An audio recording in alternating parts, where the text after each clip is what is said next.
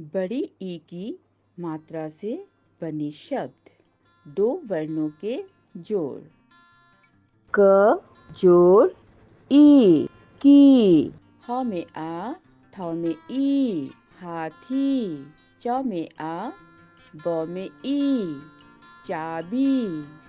घ र में ई, घड़ी। र में आ, ख में ई, राखी। तीन वर्णों के जोड़। प में ई, प ल, पीपल। ल र क में ई, लड़की। म छ ल में ई, मछली। त में इ, त ल में ई, तितली।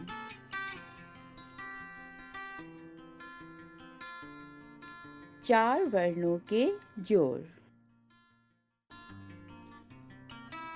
छ में इ, प क ल में ई, छिपकली।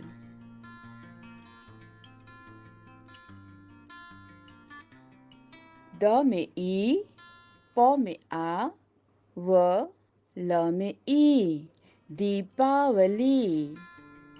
ग में इ, ल ह र में ई, गिलहरी।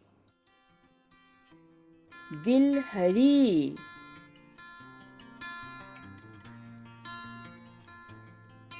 अ ल म में आ, र में ई, अलमारी।